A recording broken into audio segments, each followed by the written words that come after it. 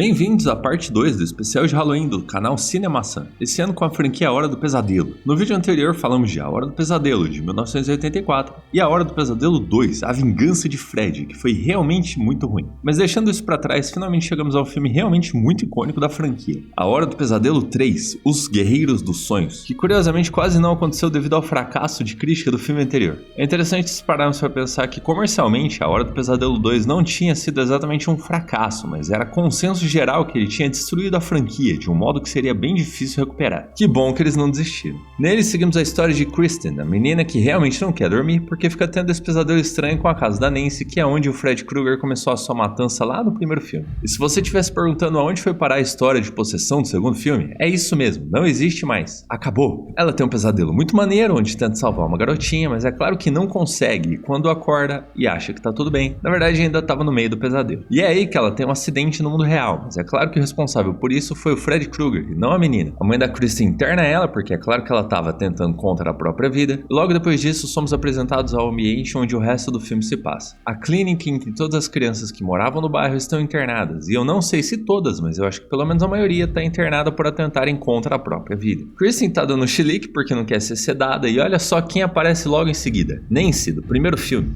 É impressão minha ou a mecha grisalha do cabelo dela mudou de lugar? Caramba, mudou mesmo. Como é que os caras foram deixar passar um erro desse? Mas enfim, Nancy virou uma psicóloga super renomada e não sei mais o que passou a estudar os sonhos e tudo mais. E ela decide visitar esse grupo de jovens que estão tendo esse mesmo pesadelo com esse mesmo cara esquisito de chapéu e suéter. E vocês sabem bem que é o Fred Krueger. Nessa história, Kristen acaba puxando a Nancy pra dentro do sonho dela com um poder especial mais pra frente no filme. E a Nancy decide usar essa habilidade mágica da Kristen pra lutar contra o Fred em um grupo. Durante a história também somos apresentados a um pouco da vida pregressa do Fred Krueger, sobre ele ser o filho bastardo de 100 maníacos, que é uma das partes mais perturbadoras do filme, porque mesmo sendo apenas dito, é horrível só de imaginar. Mas como esse é um dos meus filmes favoritos dentre todos eles, eu não vou dar muito spoiler sobre as mortes e as cenas no mundo dos sonhos, porque pela qualidade dos efeitos especiais, além da qualidade do enredo dos personagens, vale muito mais a pena assistir ao filme. Mas ainda assim vale ressaltar aqui todas as qualidades dele. Primeiro, os personagens são muito bem escritos, muito mesmo. Não tem como não se identificar com pelo menos 2 ou 3 deles em algum aspecto. Temos o pacote completo, o nerd do grupo, que é mestre de RPG de mesa e acaba jogando com a galera do hospital, o menino quieto que não consegue falar por causa do trauma,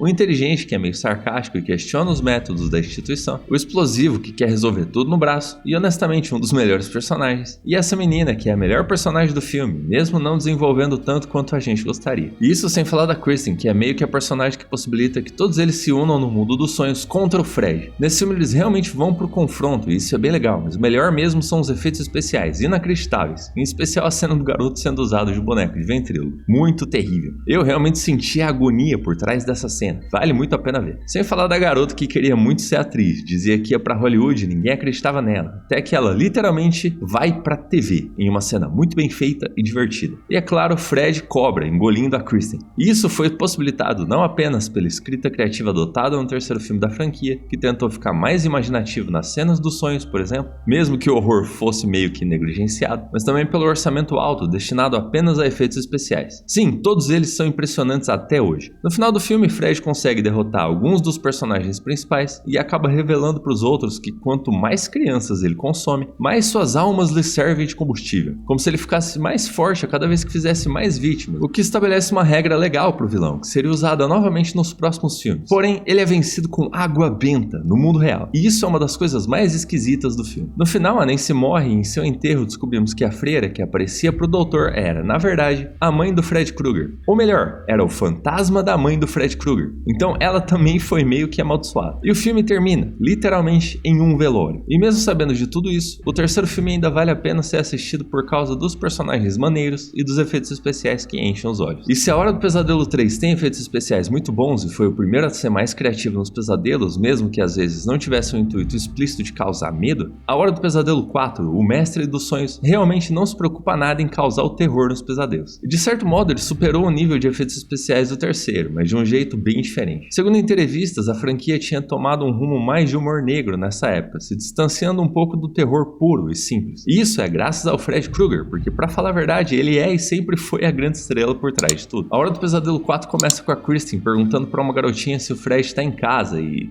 Não, peraí, Kristen? Ah, olha só, essa é a Kristen do terceiro filme, então quem é essa menina aí que estão chamando de Kristen? Bom, Infelizmente, a atriz que interpretava a Kristen no filme anterior acabou não vindo para o quarto filme da franquia, provavelmente por ter sentido muita pressão no terceiro filme, devido a vários fatores relacionados à produção e pelo fato de ter sido o primeiro papel da sua carreira, então foi tudo meio que traumático. Mas essa nova Kristen entrega bastante no papel, então menos mal. Ela entra na casa e acaba trazendo 2 dos personagens do filme anterior para dentro do sonho dela, já que esse era o seu poder no mundo dos sonhos. Eles dizem que o Fred tá morto e que não tem chance dele voltar, mesmo ela dizendo que tá ouvindo ele. Então eles mandam a menina parar de ficar chamando eles pra dentro do sonho dela o tempo todo. E no dia seguinte, no colégio, ainda falam isso pessoalmente. Porque sim, todos eles estudam no mesmo colégio. Mas não se preocupe, porque o clima colegial tá longe de ser tão chato quanto o do segundo filme. Nisso conhecemos o novo núcleo do filme, os amigos de Kristen, Alice e Rick, sendo Rick o namorado de Alice. E eles são realmente os únicos que importam pro decorrer da trama. Mas é claro que a Sheila e a Debbie são adições inacreditáveis pra coisa toda, sendo Sheila a nerd do grupo e Debbie a bodybuilder, viciada em malhação. Mais tarde, no mesmo dia, descobrimos que Rick e Alice são órfãos de mãe e seu pai se tornou um alcoólatra, talvez por causa disso ou talvez por ser alcoólatra a mãe deles tenha morrido. Isso não fica muito claro na história, mas tudo bem. O importante é que é nessa noite que os 2 personagens do filme anterior têm seus últimos pesadelos. E é em um desses pesadelos que Fred Krueger faz seu retorno triunfal, através de urina canina, mais conhecida como xixi de cachorro, só que flamejante, bem digno do vilão. Na manhã seguinte, é claro que a Kristen acaba pirando por causa da morte de seus 2 amigos do filme anterior e vai pra casa depois de vermos o Fred vestido de enfermeira. Ou melhor, o ator que interpreta o Fred vestido de enfermeira. Isso sim que é uma visão do inferno. Quando Kristen volta pra casa, a mãe dela decide que seria uma ótima ideia botar a menina pra dormir com remédios, mas antes de pegar no sono, Kristen lembra do verso que a Alice, sua amiga, ensinou sobre controlar os sonhos que tem. E esse verso leva o nome em inglês do filme, The Dream Master, o mestre dos sonhos. Ela consegue fazer lá o versinho e acorda numa praia, feliz, percebendo que deu certo e que ela conseguiu ir para um lugar bom, ao invés de parar num pesadelo. Mas era só para mais uma cena icônica acontecer na franquia. Fred Krueger fingindo ser um tubarão com a sua mão para fora da água, entrando na praia, atravessando a areia e atingindo um castelinho de areia que explode. Então a Kristen começa a afundar e o Fred aparece e coloca os óculos escuros dele, muito descolado. Ele pisa nela até que ela volta pro pesadelo, que é o lugar dela. E caramba, esse filme tem umas piadas muito boas. E essa é a deixa para dizer aqui que tanto esse quanto os próximos 2 filmes têm os melhores Fred Kruegers piadistas que você vai ver. Se quiser se divertir, não deixe de ver esses 3 filmes, o 4, o 5 e o 6, que valem muito a pena. Depois de entrar em desespero, tudo que Kristen consegue fazer é trazer a sua amiga Alice pro pesadelo junto com ela, mesmo sabendo que não devia ter feito isso, só pra morrer queimada logo em seguida e passar os seus poderes pra Alice. Aquele poder de trazer outras pessoas pros próprios sonhos, lá do terceiro filme. Alice acorda assustada e vê no seu espelho um presente deixado por Fred, um cartão postal do inferno. Eu avisei que ele tava bem piadista nesse filme. E parece que a partir daí a Alice se torna a protagonista da história, quando logo em seguida ela começa a adquirir os traços da personalidade da Kristen, se tornando até mais confiante. Depois, no meio de uma prova, Sheila começa a ter um pesadelo onde ela e a Alice conseguem ver o que está acontecendo.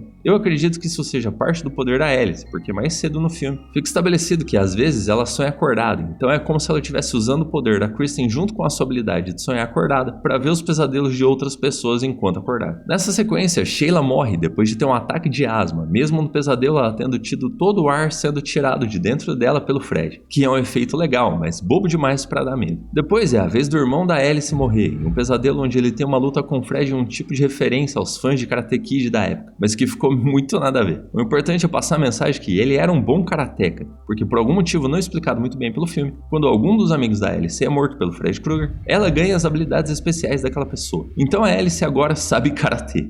O filme segue, o terceiro ato tem algumas cenas muito legais, onde o Fred reforça a ideia de que quanto mais almas ele coleta, mais forte ele fica, e ele faz isso em uma cena onde come uma pizza de almôndega, onde as almôndegas são as cabeças das suas vítimas. É legal pra caramba, deu até vontade de comer essa pizza aí. Depois disso, Fred usa a Alice para conseguir chegar até a sua próxima vítima, que é a Debbie, a viciada em exercícios, que tem a morte menos assustadora, porém a mais nojenta e com os efeitos especiais mais impressionantes do filme. Também é divertido como a Alice fica presa num looping temporal, enquanto tenta chegar até a Debbie para salvar ela, mas sempre acaba voltando ao início da cena. É bem interessante e inovador, mas é claro que ela não consegue salvar a Debbie, que vira mais uma vítima de Fred. Depois disso, temos mais alguns desdobramentos do mundo real, mas o que importa mesmo é essa cena da Alice pegando cada uma das coisas que foram presentes dos seus amigos mortos para ir ter a sua luta final com o Fred. E ele, mais uma vez, morre no final. O modo como o Fred é derrotado no final do quarto filme é bem consistente, porque como ele dizia que as almas das suas vítimas lhe davam poder, o que a Alice fez foi ajudar as almas que estavam dentro do Fred a se voltar voltarem contra ele, e eles conseguem. É uma cena bem grotesca e muito bem feita, que termina com o Fred ficando só a casca depois de todas as almas deixarem o corpo dele. Depois dessa batalha final, o filme termina com a Alice e o seu namorado em um dia bonito de sol, com uma fontezinha no parque, e sem o Fred voltar, o que é um final bem inovador pro filme, que sempre pareceu precisar terminar em aberto. A Hora do Pesadelo 4 é realmente muito bom, tem efeitos especiais excelentes e um clima oitentista fantástico, tendo até a música tema do filme sido lançada pela atriz que interpreta a Chrissy, e vale muito a pena vocês ouvirem, que é uma música muito boa.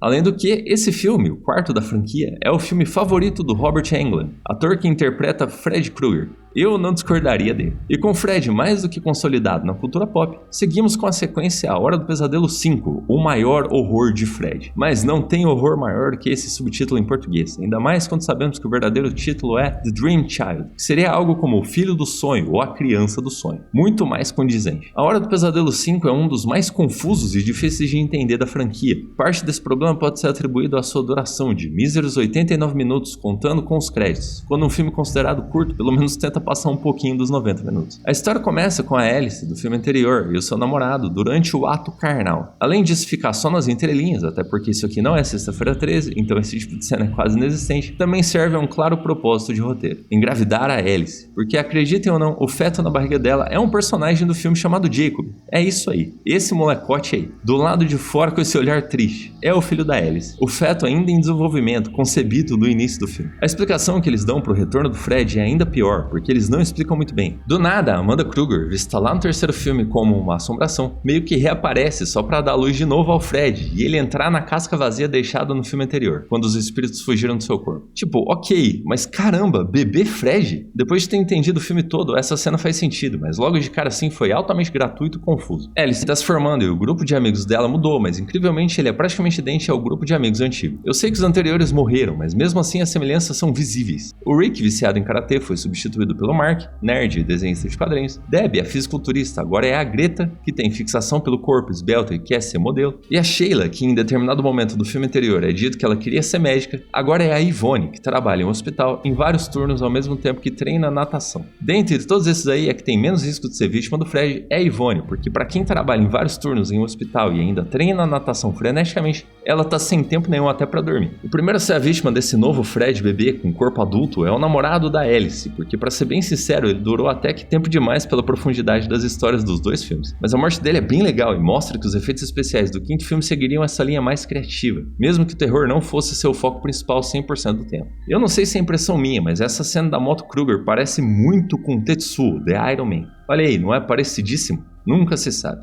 Logo depois a Alice tenta alertar os amigos, mas eles não dão a mínima, e como punição, é claro que eles se tornam alvos do Fred, porque você não precisa acreditar no Fred Krueger para ser vítima dele, basta dormir. E a primeira a morrer é a modelo, nessa cena que parece ser referência a Beetlejuice, o que é perfeitamente possível, uma vez que Beetlejuice tinha sido lançado um ano antes. Essa cena também é responsável por uma sequência de stop motion bem divertida dentro da geladeira. E depois disso a coisa fica bem zoneada, porque realmente não dá para entender onde entra a Amanda Krueger nessa história toda. E o Fred uma hora tá ameaçando a Yvonne, mas de repente ele tá lá no mundo dos quadrinhos com o Mark. E tudo isso acontece de um jeito tão pouco ou nada explicado que confunde muito o espectador. A única coisa que ficou clara aqui foi a referência de Take On Me, do A-ha, na cena em que o Mark entra nos quadrinhos que estava lendo. Até a qualidade do papel do quadrinho que ele tá lendo é parecida. Mas o que eu consegui entender bem no final da história é que o Jacob, o garotinho de olhar triste dos sonhos da Alice, estava sendo alimentado pelo Fred enquanto ainda estava no ventre da mãe, já que os fetos dormem 70% do tempo, segundo a história. E foram sonhos do filho da Alice que permitiram que o Fred retornasse e que também deram força ao Fred, para que ele conseguisse usar os sonhos do bebê para afetar a Alice enquanto ela ainda estava acordada. Isso não é explicado no filme, tá? É teoria minha, então vocês podem me corrigir aí nos comentários se tiver alguma coisa para acrescentar nesse filme maluco, porque realmente me confundiu muito. Ele é tão confuso e esquisito que no final o Fred volta a ser o Baby Fred e a Amanda Krueger, que se libertou sei lá da onde, aparentemente tranca ele de volta no corpo dela. E o filme termina de um jeito muito esquisito, com um piquenique no parque. E quando a câmera se afasta, tem garotinhas de branco pulando corda. Será que o Fred morreu dessa vez? Mas é claro que não, porque o Fred Krueger é tão eterno quanto a vontade dos estúdios de faturarem. Então é óbvio que eles não iam deixar a carcaça do velho Krueger descansar assim. Em 1991 tivemos A Hora do Pesadelo 6, traço, pesadelo final, traço, a morte de Fred. Realmente parece que eles não estavam mais aguentando fazer filme, porque todos são realmente muito bons, cada um à sua maneira, mas caramba, uma hora enche o saco de fazer tanto filme. Esse filme tenta colocar um ponto final na coisa toda, de verdade, então a primeira coisa que ele faz é ignorar todo o universo da Kristen e da Alice, moldados a partir do 3, e que vinha sendo explorado até o 5º filme da franquia. Nele a coisa volta às origens e é contado que o Fred agora roubou todos os filhos de toda a cidade de Springwood, simplesmente porque ele foi ficando cada vez mais forte e decidiu que agora queria consumir não apenas a alma, mas também os corpos e a existência das crianças de Springwood. Mas já a gente chega nisso. O filme começa com esse garoto aí, chamado John, que está preso em um looping de sonho já estabelecido anteriormente na franquia. Logo no começo já temos referências ao Mágico de Oz com o Fred vestido de bruxa. Realmente eles abraçaram de vez o humor negro, e eu confesso que em vários momentos eu dei umas boas risadas com esse filme. De verdade mesmo, isso não me incomodou. Pra quem já assistiu ao meu vídeo em defesa dos filmes de terror, sabe que eu não me importo com um pouquinho de humor negro no meio de um bom e velho filme de terror. Então isso não me incomodou nadinha. Depois de várias cenas bastante cartunescas, John é levado para um centro de reabilitação de menores. E lá conhecemos nossa trupe de trombadinhas. O filhinho de papai que gosta de um baseado, a menina que não gosta de ser tocada e tem razões bem fortes para ser assim,